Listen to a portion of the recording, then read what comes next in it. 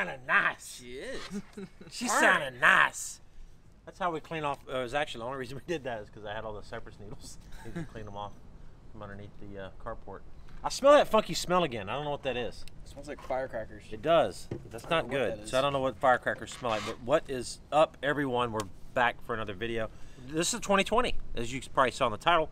And the 2020 is where we kind of sum up the year. But first of all, we're getting the airboat ready. We're gonna take it on the lake a little bit and go scout for some ducks. Reed's got the itch to go shoot some ducks, don't you? I do. We're gonna try and see what we can do. We rigged up a little Garmin GPS on here so we can mark it. Hopefully get out there and find a few. Be kind of cool. But this is my airboat. I don't know if you guys have ever even seen some of the videos that we've done. It's been a while since we've actually done a video in the airboat, and we are going to do one today actually. But we did what we came for, guys. We did what we came for. I wanted to win an open, obviously, and I fished my guts out to do that, and it just didn't work out. I didn't win one, so I'm not going to be on the Classic in 2021, but I did make the elites. We made it, guys. We qualified. I know you've seen probably the last video. You've seen all the Instagram stuff and the reports. So we made it. We're fishing on the elites for 2021. Matter of fact, getting ready to pay my deposits tomorrow. In the meantime, it's time to relax a little bit and have some fun. So we're going to go out here and see if we can't find some ducks. Let me show you the airboat. Pretty cool. This is all aluminum, called a Skinner back, kind of like a diamond back. This engine right here, which is really, really cool, is an 0540. That's an aircraft motor, Lycoming. Real lightweight. A lot of the airboat guys use those Lycoming engines on these smaller airboats because they're lightweight. They're not heavy like a car motor. So this video we're getting ready to shoot today of us just messing around, well, it should be pretty cool. So be looking for that on the channel popping up. How's it looking? Good. It's 8.5 quarts. So guess what else we have? Some other news. There's lots of news, right? Not all of it's going to be divulged in this particular video, but we have a new addition to the family. We do. We have a new addition to the family. Brand new addition to the family. That's right. But you didn't even know. Like the whole year's gone by and you had no idea. You had no idea I had a whole new addition to the family. Did you know you had a new addition to the family, Reed? Yeah. What is it? Yeah, the new addition to the family, Jake. You didn't know it either? I kept it quiet, even from them. You didn't notice it? The whole. You hadn't noticed anything? Maybe. I don't know. Ta-da! That's right, new addition to the family. It's a truck, actually, but I mean, we are thinking. So we got a new truck, guys. A black, all black, Duramax 2500. She's pretty.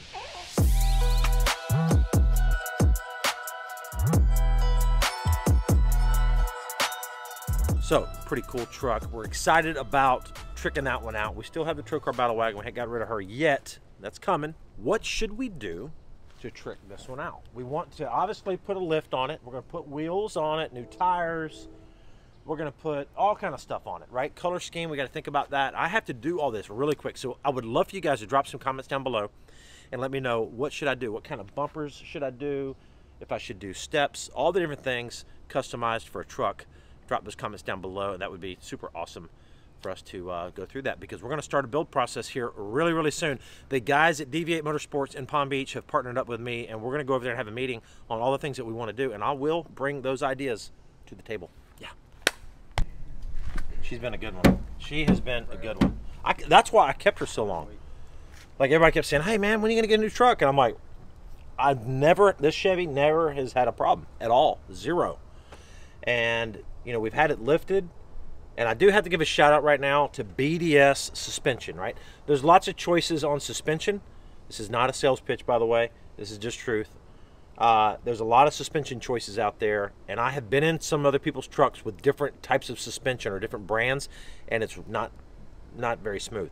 These things right here, it's like having stock suspension. I mean, the Fox shocks, the BDS 6.5-inch lift, premium stuff. So I didn't have any problems with steering, any problems with U-joints, any problems with anything at all. A lot of miles. So she's been a good one. But that being said, you're here for me to talk a little bit about 2020 video and 2020, right? We're going to break down this last tournament and give you a little oversight on this year. So let's go get serious for a minute. Join me in the office. Let's go check it out. All right.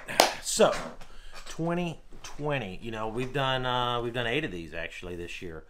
So again, we've qualified for the elite. Super excited. What does that mean? That means next year, guys, we're going to produce some pretty cool stuff. I'm excited about what we're going to be able to bring you. We're not real sure yet on the whole team thing, or what we're going to do exactly with that, but we're getting close to figuring all that out, and I'll have some big announcements. And I'll also have some other big announcements start at the beginning of the year that we're really, really excited about telling you guys. So that being said, 2020, where did I go wrong in this event? Was it one of those tournaments that I could have won? The first couple days of practice, I was thinking, like, this could happen, right? This could happen.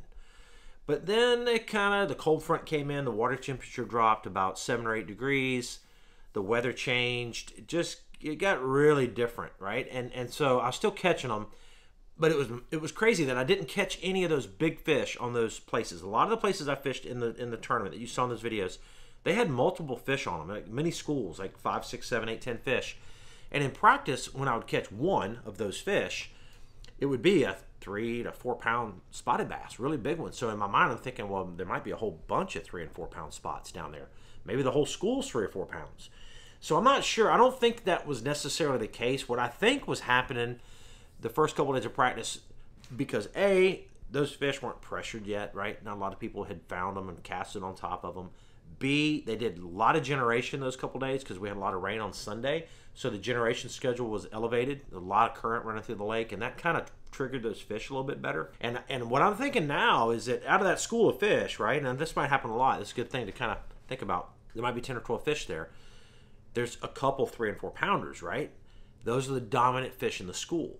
They decided that on those days, it's their turn to eat. Like, they're eating first, right? But on those other days where it's not necessarily feeding times, it's just kind of like an opportunity, a lot of times those fish, those bigger fish, were probably chilling and letting the smaller fish kind of react to those baits.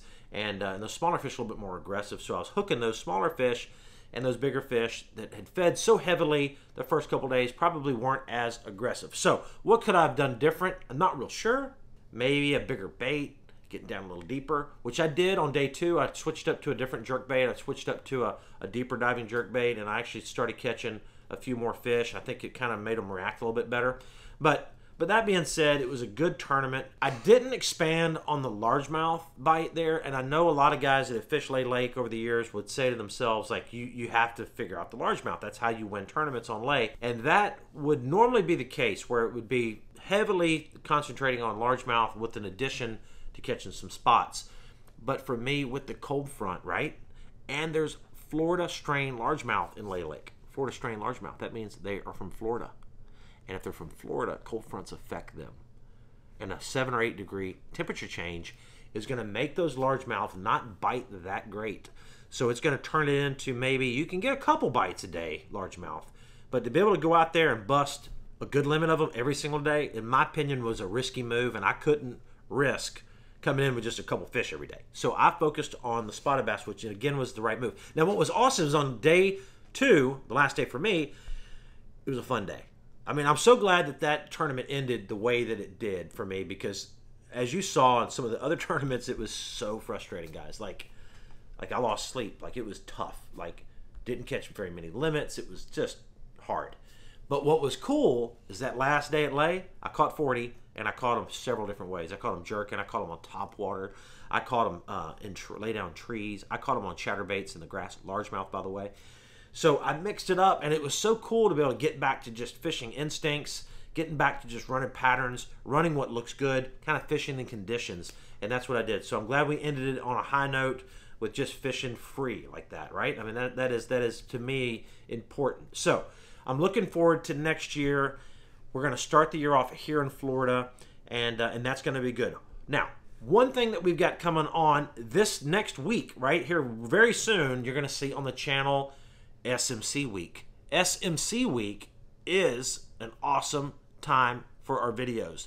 We have the SMC Scott Martin Challenge on Discovery Channel, and we have not posted any of the TV shows that aired on the Discovery Channel on our YouTube channel yet this year. So in honor of Christmas, everybody being home, hanging out, a lot of relaxing downtime, we're going to drop those every day starting in a few days. So guys, give them a view. They're pretty cool videos. Again, they're the ones that aired on Discovery Channel, and we put a lot of hard work in those as well. And then we're going to get right back into the regular production schedule of 3 uploads a week right after that. So enjoy Christmas. Enjoy it with your family.